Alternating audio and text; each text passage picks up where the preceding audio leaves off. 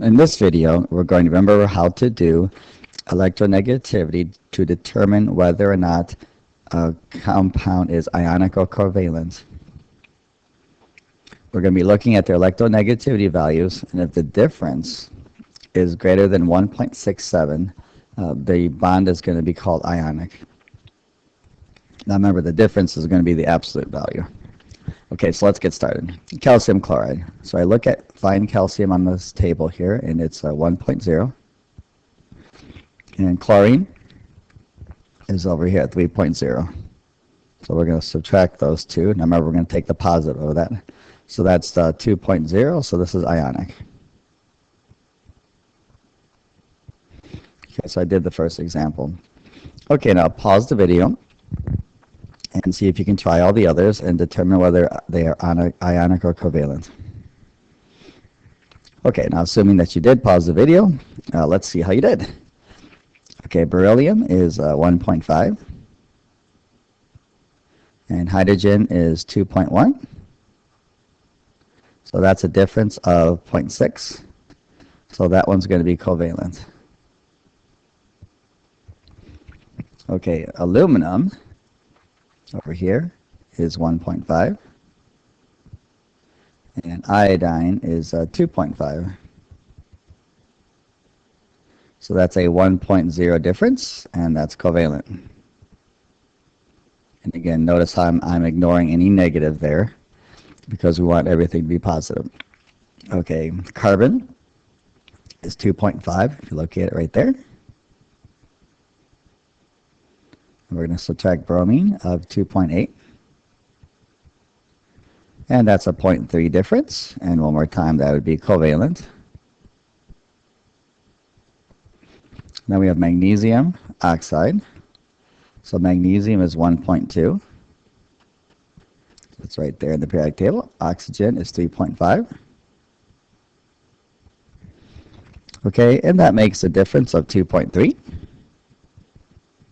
So we know that that one is ionic. And lastly, nitrogen and bromine. Nitrogen is 3.0. We're going to subtract bromine from that of 2.8. And that's a 0.2 difference. So that is covalent. Okay, so there are two ionics, and we have 4 covalents. So now our job is to look at the covalence. Are any of these polar? In order to determine that, we need to fill in our chart. Okay, that chart to let us know whether or not they are symmetrical or not. So let's go ahead and do that. Okay, so beryllium to hydrogen. I see beryllium is a group 2 element. Okay, so I know that that compound is going to be linear. So I'm going to go linear for that. I'm going to write it right here, linear. I might abbreviate that, linear. That is a group 2 element. Okay, I know that there's 2 dots. So I'm going to go like that. And I'll put my hydrogens on like this. Okay, I'm going to look at that and I go, yep, that's symmetrical. So that's a yes. And polar is a no. So anytime they're symmetrical, okay, they're not polar. Okay, now pause the video. Go ahead and determine the remaining 3 to see if you can get whether they're polar or nonpolar. Okay, welcome back. Assuming that you did pause the video again. Let's see how you did. So aluminum iodine. Remember, I'm looking at the element written only one time, like I did here for beryllium. I find aluminum over here in group 13. So I know that's group 13. Okay, I know those are trigonal planar, so I'm going to abbreviate that triplane right there. Okay, the dot diagram is going to be like this. Al with dots like this. Okay, and I'm going to put my iodine at this location. And remember to fill in the rest of the dots for iodine. Let's go ahead and do that. Put my iodine here. And that is totally symmetrical, so I'll say yes for that. And polarity, no. So there you go. I've got one more here. I've got carbon, it's called carbon tetrabromide. So I look over here, and again, carbon, the one is written only once. So carbon is a group 14 element.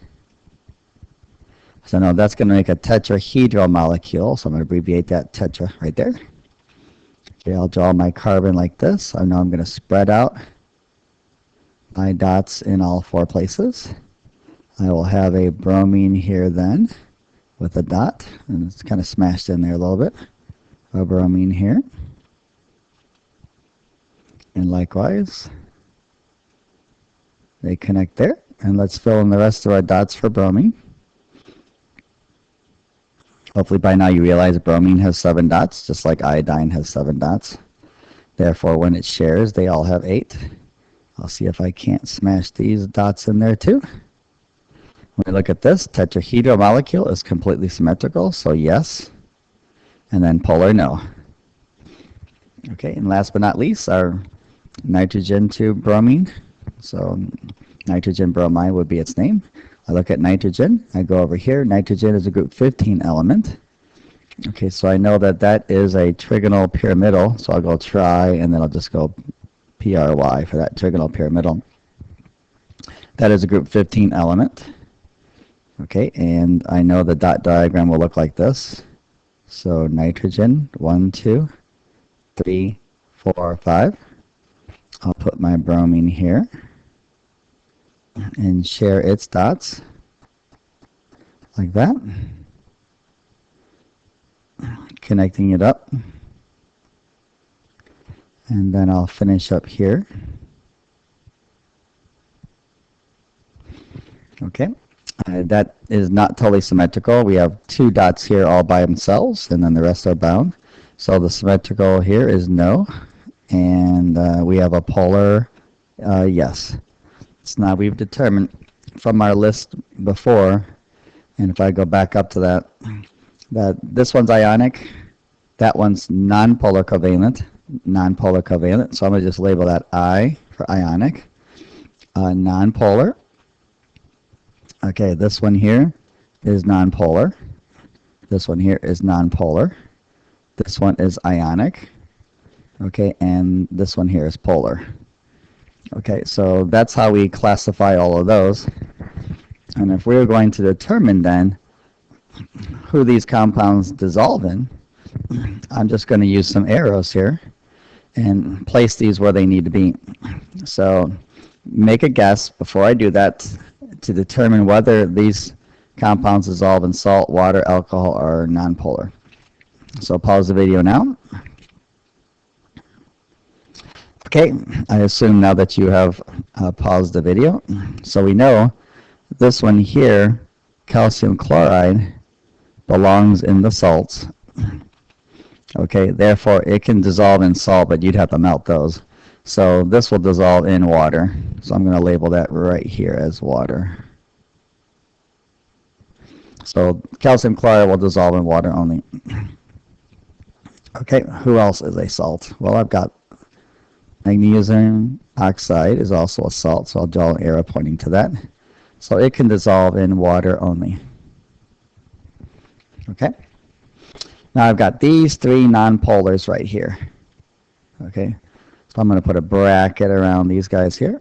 All of these nonpolars here, I'm going to do a different color. And all be classified here as nonpolar. Okay, so what can they dissolve in? They can dissolve in anything that is nonpolar, okay, and alcohol. Because remember, they can dissolve in themselves in whichever box is touching them. Okay, so I'll just put a bracket here for them. They can dissolve in anything that's nonpolar and alcohol. Okay, a good example of a nonpolar solvent would be like a hexane. To you might think of that as being paint thinner, for instance. Paint thinner is a good nonpolar. Okay, and one last thing here, we have a polar. Okay, so we know that polar can dissolve in water. Water will definitely dissolve something that's polar. But remember, it can also dissolve in something next door to it. So it can dissolve, okay, in in alcohol also. So we know this can dissolve in alcohol and water. Okay, and you might think, well, I can dissolve in salts, but no, salt is a solid, so this is not going to dissolve in a salt. So those are the two things that this will actually dissolve into. Okay, and that's how we determine whether or not these things will dissolve in something.